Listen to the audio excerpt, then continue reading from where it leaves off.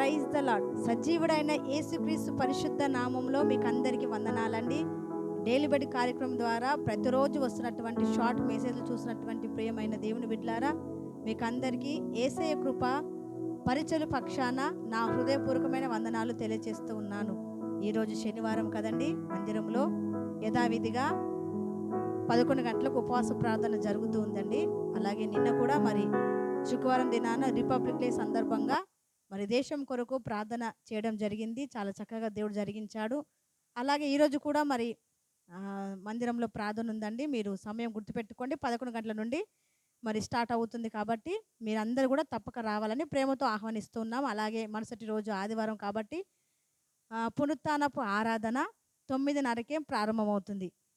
మీరందరూ కూడా మరి రావాలని మిమ్మల్ని అందరినీ ప్రేమతో ఆహ్వానిస్తున్నామండి. సరండి, శనివారానికి మరి దేవుడు మనకు అనుగ్రహించినటువంటి వాక్యము మరి ఎక్కువ సమయం నేను తీసుకున్నాను. క్లుప్తంగా చిన్నగా మరి దేవుని వాక్యం పంచుకుంటాను. మరి ప్రతిరోజు సేవకులు 15 నిమిషాల వరకు దేవుని వాక్యాన్ని సుదీర్ఘంగా పంచుకుంటున్నారు. కాబట్టి చిన్న వాక్యాన్ని, చిన్న సందేశాన్ని మరి ఈరోజు మరి దేవుడు మనకు అనుగ్రహించాడండి. మనం చదువుకుందాం. లూకా సువార్త 13వ అధ్యాయము 6వ వచనము. లూకా సువార్త 13:6. మరియు ఆయన వారితో ఈ ఉపమానము చెప్పెను. ఒక మనుషుని ద్రాక్ష తోటలో అంజూరపు చెట్టు ఒకటి నాటబడి ఉండెను. అతడు దాని పండ్లు వెదికి వచ్చినప్పుడు ఏమీయూ దొరకలేదు గనుక అతడు, ఇదిగో 3 ఏళ్ల నుండి నేను ఈ అంజూరపు చెట్లను పండ్లను వెదుకుచూ వచ్చుచున్నాను, కానీ ఏమీ దొరకలేదు. దీనిని నరికివేయుము, దీని వలన ఈ భూమియు ఎలా వ్యర్థమైపోవుననెను. చూడండి, యేసు ప్రభువు ఎప్పుడైనా సరే ప్రజలకు వాక్యం చెప్పాలంటే ఉపమానాల ద్వారానే వాక్యం చెప్పాడండి. ఉపమానం లేకుండా వాక్యము చెప్పలేదు. అందుకని చాలామంది దైవ సేవకులు ఉపమానాల ద్వారానే వాక్యం చెప్తారు. ఎందుకంటే ఉపమానాలు చక్కగా ప్రజలకు అర్థమవుతాయి, త్వరగా అర్థమవుతాయి. ఎలాంటి వారికైనా, చదువు ఉన్నవారికైనా చదువు లేని వారికైనా చక్కగా అర్థం కావాలంటే ఉపమానాల రీతిగా యేసే వాక్యాన్ని బోధించేవాడు. అయితే ఈరోజు కూడా ఒక ఉపమానాన్ని మనకి తెలియచేస్తూ ఉన్నాడు. ఏంటంటే, ఒక వ్యక్తికి, ఒక మనుషునికి ఒక తోట ఉంది. అదేం తోట అంటే ద్రాక్ష తోట. ఏం తోట అండి? ద్రాక్ష తోట. అయితే ఆ ద్రాక్ష తోటలో ఒక చెట్టు కూడా ఉందండి. అదేంటి అని అంటే అంజూరపు చెట్టు కూడా ఉంది అందులో. ఆ వ్యక్తి మరి ఇష్టంతో నాటుకున్నాడో మరి ఎందుకు నాటాడో కానీ ద్రాక్ష తోటలో అంజూరపు చెట్టు ఒకటి నాటబడింది. అయితే ఆ అంజూరపు చెట్టు నాటి ఎన్ని సంవత్సరాలు అయిందంట? 3 సంవత్సరాలు అయిందంట. 3 సంవత్సరాల నుండి ఆ నాటినటువంటి యజమాని, ఆ వ్యక్తి, ఆ మనుషుడు ఆ పండ్ల కోసము చూస్తూ ఉన్నాడు, ఎదురు చూస్తూ ఉన్నాడు. కానీ ఆ చెట్టు ఏమి ఫలాలు కూడా ఇవ్వట్లేదు. చూడండి, మనం కూడా చెట్లను నాటుతూ ఉంటాం కదా. మా మందిరంలో కూడా మంచి జామ మొక్క నాటామండి చాలా సంవత్సరాల క్రిందట. అయితే నాటిన తర్వాత దగ్గర దగ్గర 3 సంవత్సరాలు దానికోసం ఎదురు చూస్తాం. చక్కటి పండ్లు వస్తాయి, మేము మంచి పండ్లు తింటాము, జామ పండ్లు అని చెప్పేసి ఎదురు చూస్తూ ఉన్నాము.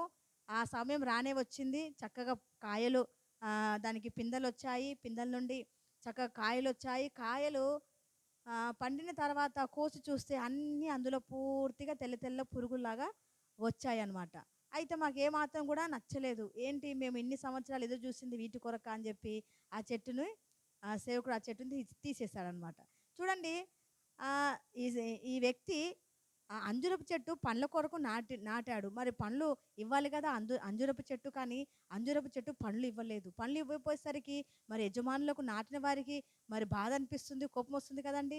ఎన్నో ఎరువులు వేస్తారు, ఎంతో ఖర్చు ఉంటుంది, నీళ్లు పెడతారు రోజు ఉదయం సాయంత్రము, అన్నీ చేసినా కూడా, అన్ని బాగోగులు చూసినా కూడా మరి ఫలాలు లేకపోతే ఎంత బాధ ఉంటుందండి. ప్రేమైన దేవుని బిడ్డలారా, ఇదిగో క్రీస్తు అనే సంఘములో నిన్ను నన్ను నాటాడు దేవుడు. మరి నాటబడినటువంటి మనము, రక్షింపడినటువంటి మనము ఎలా ఉన్నాము? మందిరంలో ఫలాలు ఇచ్చేవారిగా ఉన్నామా, లేదా కారు ఫలాలు ఫలించేవారిగా ఉన్నామా? ఫలాలు ఫలించాలి. ప్రతి వ్యక్తి, క్రైస్తవుడు అనబడిన ప్రతి వ్యక్తి, రక్షింపబడినటువంటి ప్రతి వ్యక్తి, క్రీస్తు రక్తంలో కడిగబడినటువంటి ప్రతి వ్యక్తి, వారిలో ఏముండాలండి? ఫలాలు ఉండాలి. దేవుడు ఫలాలు చూస్తాడు. ఫలాలు అంటే ఏంటి అని అంటే, చూడండి, గలతీయులకు రాసినటువంటి పత్రిక 5వ అధ్యాయము, గలతీయులకు రాసినటువంటి పత్రిక 5వ అధ్యాయము 22లో ఉంటున్నాయి చూడండి. ఆత్మ ఫలాలు ఏమనగా ప్రేమ, సంతోషము, సమాధానము, దీర్ఘశాంతము, దయాళుత్వము, మంచితనము, విశ్వాసము, సాత్వికము, ఆశ, నిగ్రహము అనే ఈ 9 ఫలాలు కలిగి ఉండాలి. మందిరానికి ఏళ్ల తరబడి వస్తూ ఉంటారండి చాలామంది క్రైస్తవులు. కానీ వారిలో ఏం కనబట్లేదు అని అంటే, ఏమి కనబడట్లేదంటే ఫలాలు కనబడట్లేదండి. ప్రేమ అనే ఫలాలు ఉండదు కొంతమందిలో. మందిరంలో చాలా బాగుంటారు, చక్కగా ప్రార్థన చేస్తారు, మంచిగా పాటలు పాడతారు, కానీ ఇంట్లోకి వచ్చేసరికి ప్రేమ ఉండదండి. ఒక బ్రదర్ చెప్తా ఉన్నాడు సేవకునితో, అయ్యా సేవకుడు ఒక చోట ఒక వ్యక్తికి కలిశాడనమాట. కలిస్తే ఆ సేవకుడు అడిగాడు, ఏంటి బ్రదర్ మీరు మందిరానికి రావట్లేదు, మీ భార్య జ్యోతి చక్కగా మందిరానికి వస్తుంది, మరి మీరు ఎందుకు రావట్లేదు అని అంటే, అయ్యా మందిరానికి రాకపోవడానికి నా భార్యనయ్యా కారణము అని అన్నాడట. అయితే ఏంటి నీ భార్యను అంటావేంటి, నీ భార్య ఎంత మంచిది, చక్కగా మందిరంలో ఊడుస్తుందయ్యా, కార్పెట్లు వేస్తుంది, చక్కగా మోకరించి చేతులెత్తి ప్రార్థన చేస్తుంది, పాటలు పాడుతుంది, నువ్వు నీ భార్యను అంటావేంటి అని అంటే, ఒక్కసారి నేను చెప్పేది అబద్ధమో నిజమో, ఆమె మందిరంలో మరి నీకు నచ్చినట్టుగా బాగానే ఉంటుందేమో, కానీ ఇంటి దగ్గర వచ్చి చూడండి పాస్టర్ గారు మా భార్య ఎలా ఉంటుందో అని చెప్పాడంట ఆ వ్యక్తి. సరే మరి ఈ ఈ వ్యక్తి చెప్పింది నిజమేనా, మరి వాళ్ళ భార్య మరి మందిరంలో అలా ఉంటుందా, ఇంట్లో ఎలా ఉంటుందో అని చెప్పి ఆ వ్యక్తితో వచ్చాడంట సేవకుడు. వచ్చి సేవకుడు చాటుగా నిలబడ్డాడు. భర్త వెళ్ళాడు, కూరగాయలు అవి తీసుకొని వెళ్ళాడు ఇంట్లోకి. ఇంట్లోకి వెళ్ళిన తర్వాత భార్య కోపముతో అతని మీద అరుస్తూ ఉంది. నేనేం చెప్పాను, చికెన్ తెమ్మంటే నువ్వు కూరగాయలు తెస్తావా, వద్దు అని చెప్పి ఆ యొక్క కూరగాయల బ్యాగు ఇసిరి కొట్టేసరికి అప్పుడే సేవకుడు లోపలికి ఎంటర్ అయి వస్తూ ఉంటాడండి. ఆ సేవకుని కాళ్ళ వద్దకు ఆ కూరగాయలన్నీ కూడా చెల్లాచెదరైపోతాయి. అయితే అప్పుడు చూసి సేవకుడు, ఏంటమ్మా జ్యోతి, మందిరంలో ఎంత చక్కగా ఉన్నావు నువ్వు, మందిరంలో చక్కగా పరిచయం చేస్తున్నావు, నేను నేను చూసినప్పుడు ఎంతో మరి సంతోషించాను, ఆనందించాను, ఇదేంటమ్మా అని అంటే ఆమె తలదించుకుంది. చూడండి ఫలాలు ఎక్కడున్నాయి, మందిరానికి వస్తున్నావు, అన్ని పనులు చేస్తున్నావు, అన్ని పరిచయం చేస్తున్నావు, కానీ ఫలాలు ఎక్కడ ఉన్నాయి, ఫలాలు ఉండాలి. ఎందుకు దేవుడు మనల్ని రక్షించుకున్నాడో తెలుసా? ఒక్క మాట చెప్పి నేను ముగిస్తానండి. యోహాను సువార్త 15వ అధ్యాయము 16వ వచనము చదువుతున్నాను చూడండి. మీరు వెళ్ళి ఫలించుటకును మీ ఫలము నిలిచి ఉండుటకును నేను మిమ్మల్ని ఏర్పరచుకొని నియమించితిని. ఎందుకు దేవుడు మనల్ని ఏర్పరచుకున్నాడండి లోకంలో నుండి? ఈ లోకంలో మనము చీకటి సంబంధులుగా అన్యులుగా మనం ఉన్నప్పుడు దేవుడు మనల్ని ఏర్పరచుకున్నాడు కదా తన బిడ్డలుగా, మనల్ని ఏర్పరచుకున్నాడు కదా తన బిడ్డలుగా, రక్షించుకున్నాడు కదా మన ఎందుకు రక్షించుకున్నాడంటే మనలో ఫలాలు, మన ఫలాలు ఫలించాలి, ఆ ఫలాలు నిలిచి ఉండాలనే ఉద్దేశంతో దేవుడు మనల్ని రక్షించుకున్నాడండి. మనం ఎలా ఉండాలి మందిరంలో అని అంటే, ఫలాలు ఇచ్చే చెట్టుగా మనం ఉండాలండి. దేవునికి ఇష్టమైనటువంటి బిడ్డలుగా మనము ఈ లోకంలో జీవించుదుముగాక. ఆమేన్. చిన్న ప్రార్థన.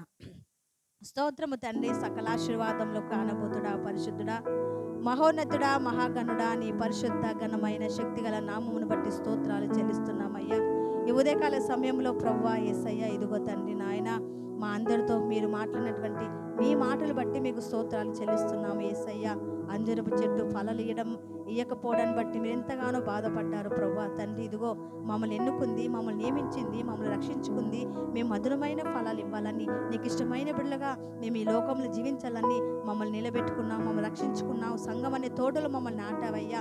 అయితే ప్రభు మేము మరి మంచి ఫలాలు ఇచ్చేవారుగా, మధురమైన ఫలాలు ఇచ్చేవారుగా, అనేకులకు నాయన తృప్తిని కలిగించేవారుగా మేము ఈ లోకంలో ఉన్నట్లుగా నీ కృప మాకు అనుగ్రహించి సహాయం చేయమని ఇదిగో ఈ ఉదయకాల సమయంలో నీ మాటలు వింటున్నటువంటి ప్రియులందరినీ పేరు పేన జ్ఞాపకం చేసుకోమని, ప్రతి కుటుంబాలు నాయన చక్కటి మధురమైన ఫలాలు నాయన ఫలించే బిడ్డలుగా ఉన్నట్లుగా సహాయం చేయమని యేసు పరిశుద్ధ శక్తి కలిగిన నామమును బట్టి అడిగి పొందుకొని ఉన్నాము తండ్రి. ఆమేన్.